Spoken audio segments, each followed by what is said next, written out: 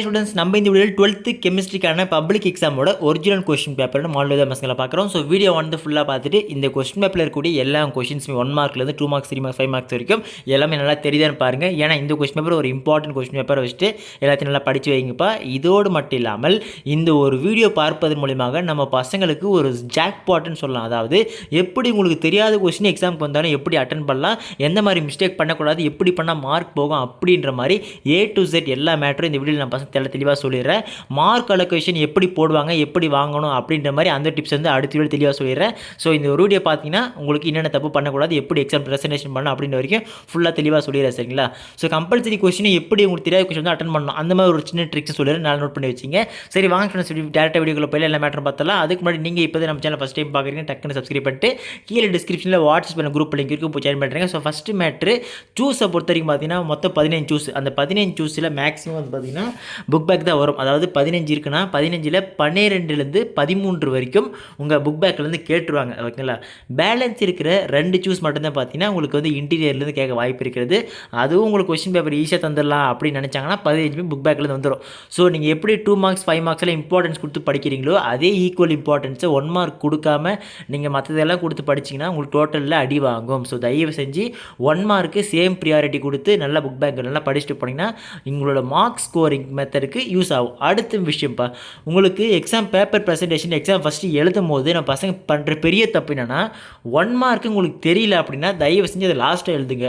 உங்களுக்கு 1 மார்க் நல்லா தெரியும் அப்படின்ற பட்சத்தில் மட்டும் அதை பார்ட் 1 போட்டு ஃபஸ்ட்டு எழுதுங்க. ஏன் சொல்கிறேன்னா, நீங்கள் 1 மார்க் ஸ்டார்டிங்கில் ஒரு பேப்பர் ஒருத்த கரெக்ஷன் பண்ணிட்டாங்கன்னா நீங்கள் 1 மார்க் எடுத்தோடனே ஃபஸ்ட்டில் எழுதுனீங்கன்னா உங்கள் நிறைய தப்பாக எழுதிட்டீங்க அப்படின்னா உங்கள் பேப்பர் மேலே இருக்கிற இம்ப்ரெஷன் போயிட்டு அடுத்தடுத்து 2 மார்க்ஸ் 3 மார்க்ஸ் 5 மார்க்ஸில் வந்து பார்த்தீங்கன்னா மார்க்கை வந்து குறைத்து போடுவதற்கு வாய்ப்புகள் அதிகபட்சமாக உள்ளது. ஸோ அதனால் இந்த தப்பு மட்டும் பண்ணாதீங்க. ஃபஸ்ட்டு கண்டிஷன், உங்களுக்கு 1 மார்க் நல்லா தெரிஞ்சால் 1 மார்க்கை ஃபஸ்ட்டு எழுதுங்க. அப்புறம் அப்படி 1 மார்க்ஸ் உங்களுக்கு நிறைய தப்பு வரும் அப்படின்னு டவுட்டாக இருந்துச்சுன்னா உங்களுக்கு பார்ட் 2 மார்க்ஸ் நல்லா தெரியுமா, 3 மார்க்ஸ் நல்லா தெரியுமா, 5 மார்க்ஸ் நல்லா தெரியுமா, எது நல்லா தெரியுமோ அதை தூக்கி ஃபஸ்ட்டு எழுதுனீங்கன்னா ஓகே பையன் நல்லா எழுதியிருக்கான் அப்படின்ற மாதிரி உங்களுக்கு அடுத்தடுத்து வர்றது மதிப்பெண் கொஞ்சம் கூடுதலாக வருவதற்கு வாய்ப்புகள் இருக்குது. ஸோ இதை மட்டும் மறக்காதீங்க. சரிங்களா? ஸோ இப்போ நெக்ஸ்ட்டு பார்ட் 2 ஸோ பார்ட் 2ல் 2 மார்க்ஸ் பொறுத்த வரைக்கும் பார்த்தீங்கன்னா உங்களுக்கு எனி 6 எழுதினா போதும். கொஸ்டின் நம்பர் 24 மட்டும் பார்த்தீங்கன்னா கம்பல்சரி. சரிங்களா? இப்போ வாங்க ஒரு மேட்டருக்குள்ளே போயிடலாம். ப்ரோ இப்போ கம்பல்சரி வந்து கஷ்டமாக கொடுப்பாங்களா ஈஸியாக கொடுப்பாங்களா கேட்டிங்கன்னா, உங்களுக்கு கொஸ்டின் பேப்பர் டஃப் ஆகணும் அப்படின்னு நினச்சாங்கன்னா கம்பல்சரியை பொறுத்த வரைக்கும் ஒன்று ஈக்குவேஷனை கேட்பாங்க, இல்லைன்னா சம் மெத்தடில் கொடுப்பாங்க. ஓகேங்களா? ஒருவேளை உங்களுக்கு கொஸ்டின் பேப்பர் ஈஸியாகவே கொடுக்கலாம் அப்படின்னு அவங்க நினச்சிட்டாங்கன்னா கம்பல்சரியை பொறுத்த வரைக்கும் தியரி பேசிஸில் ஈஸியாக கேட்டுருவாங்க. இவ்வளோ தான் கம்பல்சரி மெத்தடில். இப்போ இன்னொரு முக்கியமான மேட்டர் என்னென்னா, ப்ரோ இப்போ நான் எக்ஸாமில் வந்து பாயிண்ட் பேசிஸில் போட்டு எழுதினா எனக்கு மார்க் நல்லா வருமா, இல்லை நான் வந்து சென்டென்ஸாகவே அப்படியே எழுதுனா ஃபுல் மார்க் கொடுப்பாங்களா அப்படின்னு கேட்டிங்கன்னா 2 மார்க்ஸோ 3 மார்க்ஸோ 5 மார்க்ஸோ என்ன வேணால் எழுதுங்க. நம்ம பசங்க பாயிண்ட் பேசிஸில் போட்டு கொஞ்சம் அண்டர்லைன் பண்ணி பக்காவாக டெக்கரேஷனோட போட்டு எழுதுறீங்கன்னா பேப்பர் ப்ரெசன்டேஷன் நீட்டாக கொடுக்குறீங்க. அப்படி அதனால போதும்பா உங்களுக்கு மதிப்பெண்கள் சற்று குறையாமல் கொஞ்சம் நன்றாக வருவதற்கு வாய்ப்புகள் ஏராளம். என்ன ப்ரோ சொல்கிறீங்க, பேப்பர் ப்ரெசன்டேஷனுக்கு மார்க் கொடுப்பாங்க கேட்டிங்கன்னா அப்படி இல்லைப்பா. புரியாத மாதிரி எழுதினால நீங்கள் ஆன்சர் எழுதினாலும் அவங்க புரியல சொல்லிட்டு மார்க் குறைச்சிருவாங்க. ஸோ அதனால் தயவு செஞ்சு கொஞ்சம் பேப்பர் ப்ரெசன்டேஜ் நல்லா பண்ணிங்கன்னா ஃபுல் மார்க் கொடுப்பாங்க. ஸோ அதுக்காக தான் பாயிண்ட் பேசிஸில் போட்டால் நல்ல மதிப்பெண் வரும். ஓகேங்களா? இப்போ இந்த கொஸ்டின் பேப்பரில் இருக்கிற 2 மார்க்ஸ் நல்லா இம்பார்ட்டன்ட் 2 மார்க்ஸ் தான். ஸோ அதனால் இந்த கொஸ்டின் நல்லா படித்து வச்சுருங்க. இதோடு மட்டும் இல்லாமல் இப்போ நெக்ஸ்ட் பார்ட் 3 இது 3 மார்க்ஸ் சொல்லும்போது இன்னொரு செம்ம மேட்டர் சொல்கிறேன், நோட் பண்ணி வச்சுங்க. ஸோ 3 மார்க்ஸ் வந்து பார்த்தீங்கன்னா எனி 6 இருந்தால் போதும். கொஸ்டின் 33 வந்து கம்பல்சரி. சரிங்களா? ஸோ இதில் இருக்கக்கூடிய கொஸ்டின்ஸும் வெரி இம்பார்ட்டன்ட் கொஸ்டின்ஸ். ஸோ நல்லா படித்து வைங்க. ஏன்னா கண்டிப்பாக இதிலிருந்தும் ஒரு சில கேள்விகள் வருவதற்கு வாய்ப்புகள் இருக்குது. ஏன்னா ப்ரீவியஸ் இயர் கொஸ்டின் பேப்பர்லேருந்தும் உங்களுக்கு 1லேருந்து 2 3 கொஸ்டின்ஸ் வந்து பார்த்தீங்கன்னா ரிப்பீட்டட் கொஸ்டின்ஸ் கேட்பாங்க கரண்ட் எக்ஸாமில். ஸோ அதுக்காக இந்த கொஸ்டின்ஸை பார்த்து வச்சுருங்க. சரிங்களா? இப்போ இன்னொரு மெயின் மேட்டர்னா 3 மார்க்ஸை பொறுத்த வரைக்கும் நீங்கள் அட்லீஸ்ட் ஒரு 3 to 4 பாயிண்ட்ஸ் வச்சு அதில் தான் உங்களுக்கு ஃபுல் மார்க் கொடுப்பாங்க. எந்த இதுக்கெல்லாம் இப்போது உங்களுக்கு வந்து மார்க் அலோகேஷன், அதாவது எப்படியெல்லாம் மதிப்பெண்கள் கொடுப்பாங்க, எப்படியெல்லாம் ட்ரிக்ஸ் இருக்குது அப்படின்ற மாதிரி நான் பசங்களுக்கு அது மார்க் அலோகேஷன் வீடியோவில் போடும் தெளிவாக சொல்லிடுவேன். ஸோ இதுலேயும் கொஞ்சம் 1-2 சொல்கிறேன், நோட் பண்ணி வச்சுங்க. அதாவது சப்போஸ் உங்களுக்கு ஒரு கொஷின்ஸ்க்கு என்ன எழுதணுமே தெரியல. ஓகேங்களா?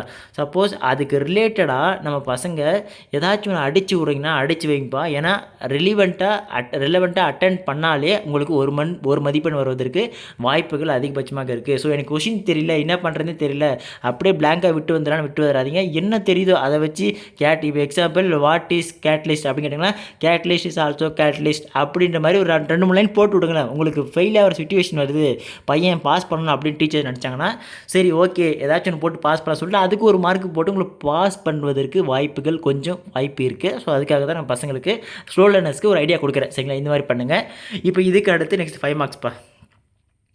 ஸோ 5 மார்க்ஸை பொறுத்த வரைக்கும் பார்த்தீங்கன்னா உங்களுக்கே தெரியும் 2 மார்க்ஸ்லேருந்தும் உங்களுக்கு 5 மார்க்ஸ்லேருந்து ஏபிசி அப்படி தான் கேட்பானுங்க சரிங்களா.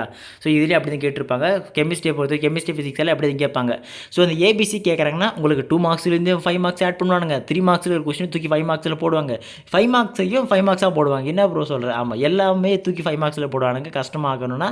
ஸோ அதனால் தயவு செஞ்சு மேக்ஸிமம் பொறுத்த வரைக்கும் புக் பேக்கில் தான் வரும். ஒரு 5 மார்க் மட்டும்தான் இன்டீரியர்லேருந்து கேட்க வாய்ப்பு இருக்குது. மற்றபடி உங்களுக்கு ஃபுல்லாக புக் பேக்கில் தான் வரும் சரிங்களா.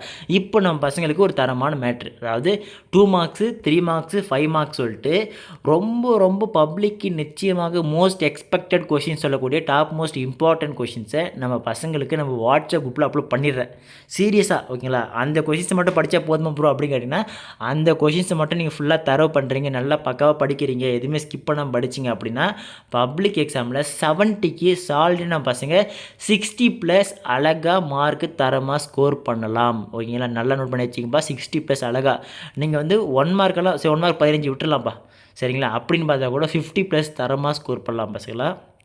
ஸோ தயவு செஞ்சு நான் உங்களுக்கு அந்த கொஷின் எப்போ ப்ரோ போடுவீங்க அப்படின்னு கேட்டிங்கன்னா, இன்னும் சில மணி நேரத்தில் நம்ம வாட்ஸ்அப் குரூப்பில் அப்லோட் செய்யப்படும் பிடிஎஃபாகவே அப்லோட் பண்ணிடுறேன். ஸோ கவலைப்படாதீங்க பசங்க, ஏன்னா எக்ஸாம் படிக்கிறனால உங்களுக்கு டைம் வேஸ்ட் ஆகும் சொல்லிட்டு நான் பிடிஎஃபாகவே போட்டுறேன் ஓகேங்களா. ஸோ பிடிஎஃப் வந்து டிஸ்கிரிப்ஷனில் லிங்க் இருக்குது, வாட்ஸ்அப் சேனல் குரூப் லிங்க் இருக்குது, இல்லை கமெண்ட் செக்ஷனில் வந்து பார்த்தீங்கன்னா வாட்ஸ்அப் சேனல் குரூப் லிங்க் வந்து பின் பண்ணி வைக்கிறேன்.